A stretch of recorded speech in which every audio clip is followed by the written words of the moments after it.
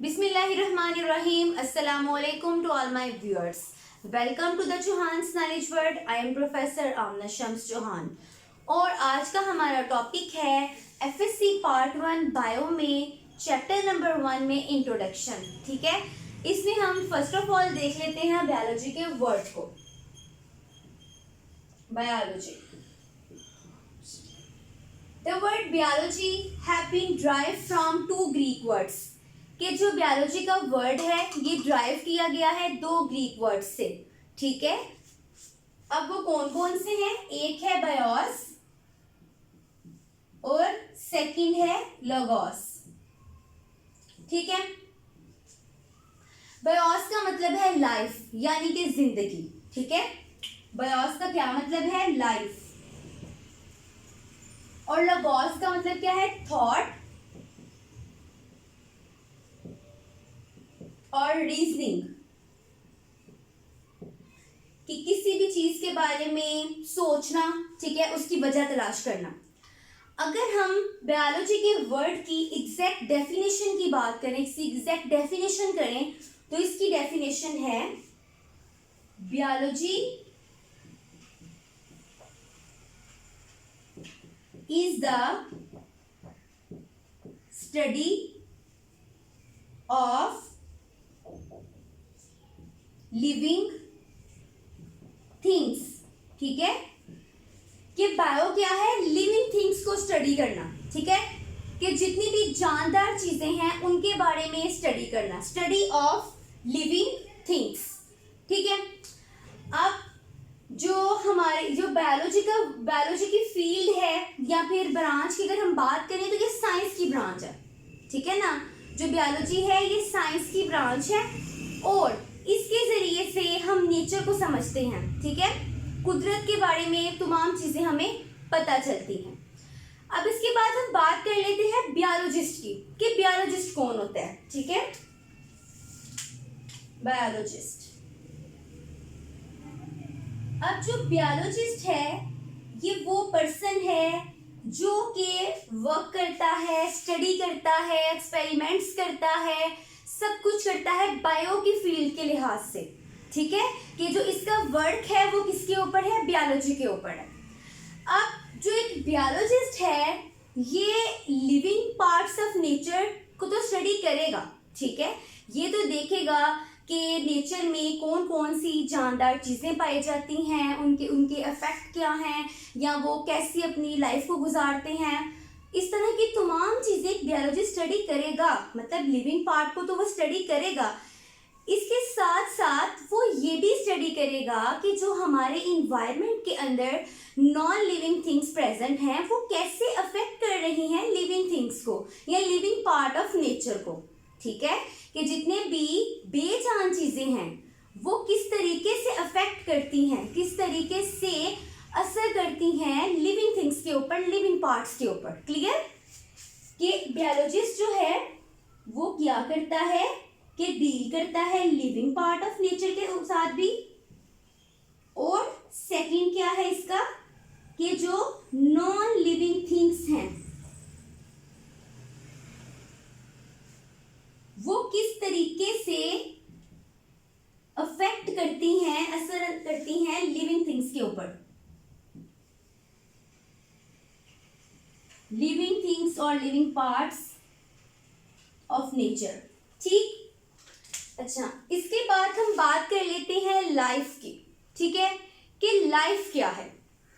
अब लाइफ को डिफाइन करना बहुत ही डिफिकल्ट है. ठीक है, लाइफ के बारे में अगर हम बात कर रहे हैं तो it is difficult to define life. It is difficult to define life. के लाइफ को डिफाइन करना डिफिकल्ट है, मुश्किल है. एक बायोलॉजिस्ट जो है उसको डिफाइन इतना बेस्ट नहीं कर सकता. ठीक है, इसलिए लाइफ को डिफाइन करने वाला काम जो है वो छोड़ दिया गया है फिलोसफर्स के ऊपर और थियोलॉजियंस के ऊपर, के जो फलसफी हैं या फिर आलम दीन है वो इसको बेहतरीन तरीके से डिफाइन कर सकते हैं, इसके बारे में बता सकते हैं, ठीक है। लेकिन अगर एक बायोलॉजिस्ट के लिहाज से अगर हम लाइफ की डेफिनेशन करते हैं तो वो क्या है कि लाइफ फॉर बायोलॉजिस्ट के लिए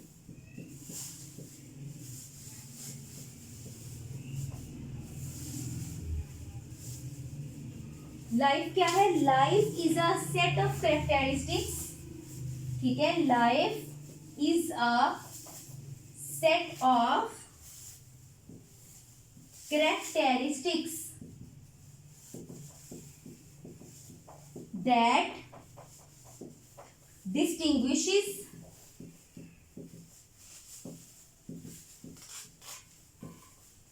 living organisms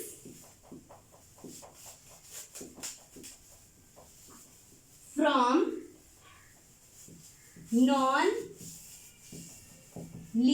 objects, including dead organisms, ठीक है,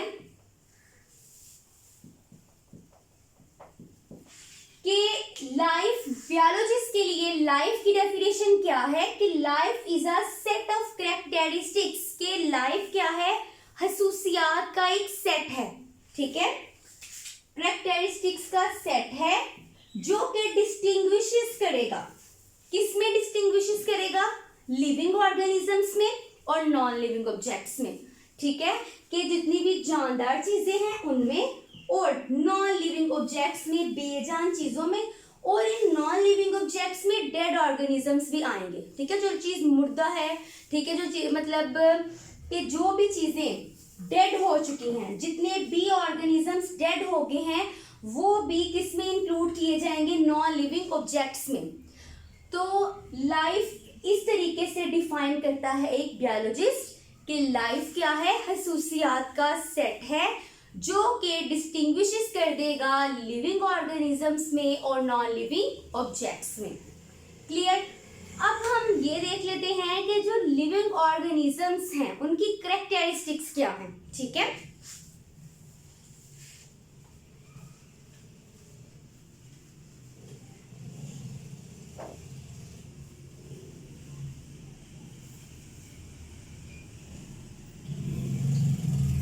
लिविंग ऑर्गेनिजम्स जानदार, ठीक है, living organisms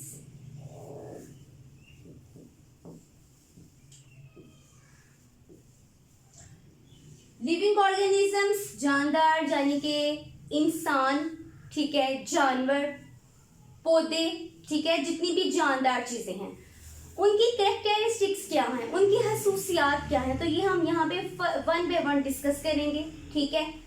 first of all क्या है कि जो लिविंग ऑर्गेनिजम्स हैं ये आर हाईली ऑर्गेनाइज्ड एंड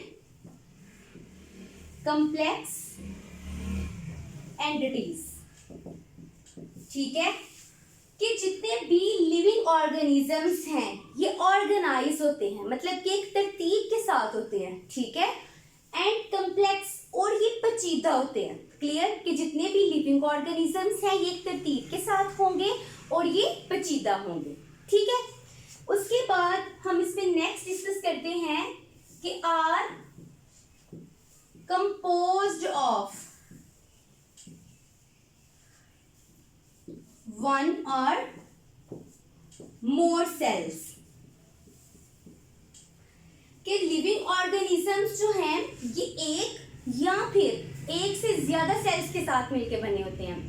अब बहुत से ऑर्गेनिजम्स ऐसे हैं कि जिनकी बॉडी में सिर्फ एक ही सेल होता है, ठीक है, उनकी लाइफ जो है वो एक ही सेल के साथ स्पेंड हो रही है, लेकिन बहुत से ऐसे ऑर्गेनिजम्स हैं कि जिनकी बॉडी में बहुत ज्यादा सेल्स पाए जाते हैं, ठीक है, मतलब कि यूनिसेल्युलर भी हैं और मल्टी सेलुलर भी हैं। अब जो जिसमें एक सेल मौजूद होगा वो कौन सा है, यूनिसेलुलर।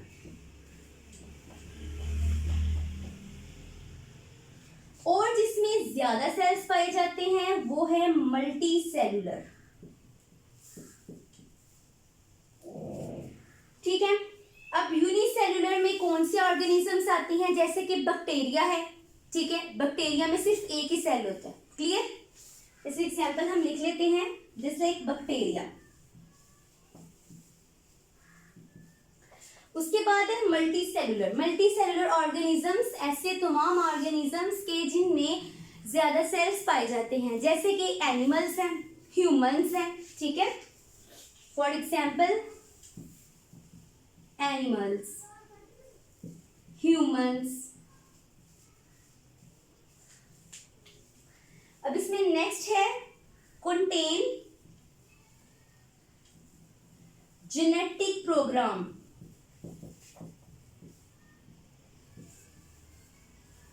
Of their characteristics. ठीक है, कि जितने भी लिविंग ऑर्गेनिजम्स हैं इनमें क्या होता है, अपने जेनेटिक प्रोग्राम होता है। ठीक है, क्या होता है इनमें एक जेनेटिक प्रोग्राम, मींस के इनमें जीन्स पाई जाती हैं। ठीक है, अब जीन्स में क्या है कि किसी भी ऑर्गेनिज्म की खसूसियात उसमें होती हैं। ठीक है, अब एक नस्ल से दूसरी नस्ल के अंदर खसूसियात का जो तबादला है वो भी जीन्स के जरिए से होता है। ठीक है, तो इनके अंदर एक प्रॉपर जेनेटिक प्रोग्राम होता है। क्लियर, अब हम इसके नेक्स्ट पॉइंट डिस्कस कर लेते हैं।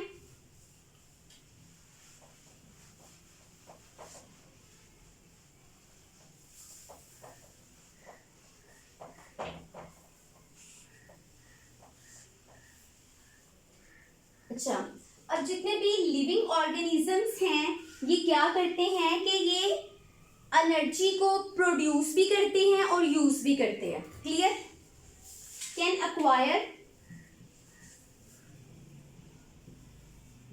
acquire and use एनर्जी, कि ये एनर्जी को प्रोड्यूस भी करेंगे और यूज भी करेंगे। अब जब हम कोई भी काम करते हैं तो उसके लिए हमें एनर्जी तो चाहिए होती है ना। ठीक है, तो इसलिए लिविंग ऑर्गेनिजम्स जो हैं उन्हें एनर्जी की ज़रूरत है कि वो प्रोड्यूस भी करेंगे और एनर्जी को यूज भी करेंगे। ठीक है, अब इसमें नेक्स्ट क्या है, can carry out and control chemical reactions, कि जितने भी लिविंग ऑर्गेनिजम्स हैं उनमें केमिकल रिएक्शंस होते हैं। ठीक है, अब उसमें केमिकल रिएक्शंस होते भी हैं और उन केमिकल रिएक्शंस को कंट्रोल भी किया जाता है। ठीक है, कि केमिकल रिएक्शंस होंगे भी और उनको कंट्रोल भी किया जाएगा। ठीक, अब जितने भी लिविंग ऑर्गेनिजम्स हैं कैन ग्रो इन साइज। ठीक है, कैन ग्रो इन साइज, कि ये साइज में ग्रो करते हैं।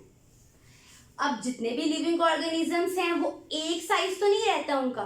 ठीक है, वक्त के साथ साथ वो ग्रो करते हैं। ठीक है, जिस तरह प्लांट है, कोई एनिमल है, तो इनकी ग्रोथ होती रहती है। Clear,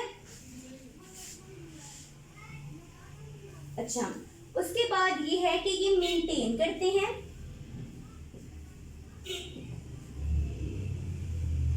Fairlie constant internal environment, कि ये अपना जो अंदरूनी इन्वायरमेंट है उसे मेंटेन करते हैं, कि जितने भी लिविंग ऑर्गेनिजम्स हैं ये अपने अंदरूनी इन्वायरमेंट को मेंटेन करते हैं एक प्रोसेस के जिसे हम होम्योस्टेसिस कहते हैं। ठीक है, होम्योस्टेसिस के जरिए से ये अपनी बॉडी को क्या करते हैं, मेंटेन इंटरनल इन्वायरमेंट, कि इनकी बॉडी में जो अंदरूनी इन्वायरमेंट है ये उसे मेंटेन करेंगे, उसमें कोई भी डिस्टरबेंस नहीं आएगी। ठीक है, ये किस प्रोसेस के जरिए से होगा, होम्योस्टेसिस। ठीक है, होम्योस्टेसिस। अब अगर इसमें हम एग्जाम्पल की बात करें तो इसमें एग्जाम्पल ये हो सकती है कि जिस तरह अब हमारे इन्वायरमेंट में जो टेम्परेचर है वो 40 भी हो जाता है, ठीक है, और गर्मियों में 40 तक चला जाता है, सर्दियों में टेम्परेचर 4 भी हो जाता है, लेकिन हमारी बॉडी का टेम्परेचर तो 37 है, ठीक है ना, हमारी बॉडी का टेम्परेचर 37 है। तो क्या होगा कि अगर इन्वायरमेंट में टेम्परेचर ज़्यादा हो जाता है 37 से या 37 से कम हो जाता है, तो हमारी बॉडी अपने टेम्परेचर को मेंटेन करेगी। वो ये नहीं करेगी कि अगर बाहर 40 है तो अपनी बॉडी में भी 40 हो जाएगा, और अगर बाहर का टेम्परेचर जो है वो 37 से कम है तो हमारी बॉडी में भी 37 से कम हो जाएगा। नहीं, ऐसा नहीं होता, क्योंकि बॉडी जो है, बॉडी में तमाम चीज़ें मेंटेन हैं, जितनी उनकी रेंज है उस रेंज के मुताबिक है, ठीक है। इसलिए जितने भी लिविंग ऑर्गेनिजम्स हैं वो मेंटेन करते हैं अपने इंटरनल इन्वायरमेंट को, कि हमारा टेम्परेचर अगर 37 है तो वो 37 ही मेंटेन होगा। क्लियर? अच्छा जी, उसके बाद हम यहाँ पे नेक्स्ट डिस्कस कर लेते हैं कि लिविंग ऑर्गेनिज्म की और कौन सी कैरेक्टरिस्टिक्स होती हैं, ठीक है, कि ये रिस्पॉन्ड करते हैं चेंजेस इन एक्सटर्नल इन्वायरमेंट, ठीक है, respond to changes in external environment, ठीक है, कि बाहर वाले इन्वायरमेंट में अगर कोई चेंजेस आती है तो वो इसको इससे वो रिस्पॉन्स शो करते हैं। जैसे कि मैंने होम्योस्टेसिस वाले एग्जांपल में आपसे डिस्कस किया इसके बारे में डिटेल में, कि कैसे जो लिविंग ऑर्गेनिज्म है वो अगर बाहर वाले माहौल में कोई तब्दीली आती है तो वो कैसे अपना रिस्पॉन्स शो करते हैं, ठीक है। उसके बाद इसकी एक कैरेक्टरिस्टिक ये है कि ये प्रोड्यूस करते हैं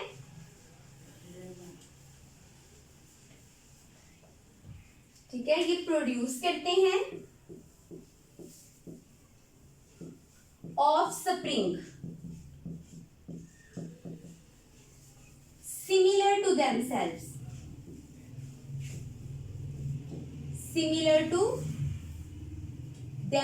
के लिविंग ऑर्गेनिजम्स क्या करते हैं कि ये ऐसे ऑफस्प्रिंग प्रोड्यूस करते हैं जो कि बिल्कुल इन जैसी होते हैं, ठीक है, कि जो ऑफस्प्रिंग प्रोड्यूस करते हैं ये बिल्कुल सिमिलर होंगे, बिल्कुल मिलते होंगे इनसे खुद से, ठीक है।